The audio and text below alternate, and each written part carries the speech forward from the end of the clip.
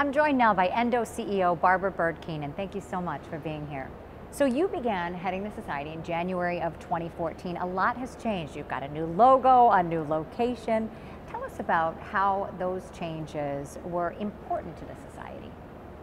Well, the Endocrine Society has recently committed to a new strategic plan. And the 4 strategic pillars and directions are really very energizing and placing the organization in a much more proactive stance in its leadership. The change in the logo, the new headquarters downtown, all kind of coincide with my arrival as a new CEO after 25 years of an exceptional leader for the organization. So now we've got a new focus in Washington, D.C., which is the most vibrant and visible association community in the world. We're surrounded by thousands of organizations and our colleagues. So instead of needing to drive downtown for an hour meeting and then get back, now our folks can go out, network with their colleagues, engage with other organizations, and just really be part of that community. The logo really brings together our 3 constituency groups: our basic scientists, our clinical scientists, and our physicians in practice. And while it shows some distinctive needs that they have, the arc in the logo really shows the synergy between them, so that we truly are representing bench to bedside to well-being. I know you're listening. What are some of the things that you're hearing from your members? Our members are so excited and passionate about the Endocrine Society. I love that about this organization. They live and breathe endocrine blue, as I like to call it.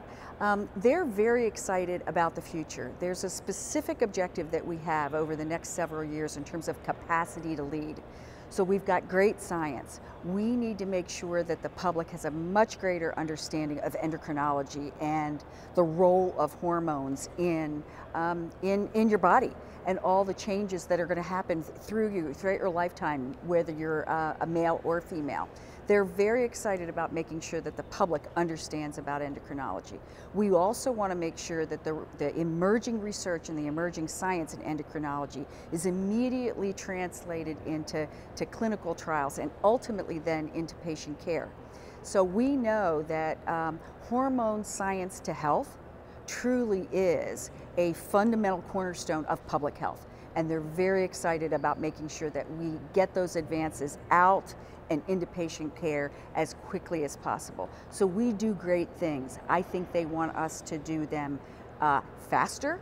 I think they want us to do that in a way that is more recognizable about the public, and they certainly want us to be a strong voice for additional research funding in the field, because it's absolutely essential. If we see research funding diminish, we are going to see problems downstream in terms of lack of advances for patient care. So we need to be a very, very strong voice for research in the field, and we need to have systems in place to make sure that that research is immediately translated so that it ultimately gets into patient care. What are your top initiatives for next year? During the next year, we're going to be looking at data that we just got from our members on some of their needs and wants. So we've just gotten the raw survey data, and we're going to be slicing and dicing that to determine how we can build new programs and services. We'll be looking at all of our existing platforms to say, do they remain relevant? How can we either continually improve them and tweak them to make them more effective, or should we be pruning and sunsetting some programs so we can make room for some new initiatives? Also within the next year, we will be having a major strategy conversation, not just looking at what we're currently doing, but trying to look 10 years out on Horizon 3, downstream. What sorts of issues are just starting to emerge that we need to put on our watch list and kind of anticipate how they might evolve, so that when certain issues emerge as real needs, we're ready. What else are you excited about for the society? One of the exciting programs and initiatives that we'll be having in the next couple years is that in 2016, the Endocrine Society will be celebrating its 100th anniversary. So during that centennial, we have 2 major goals. One is highlighting the history of endocrinology and, of course, of the society.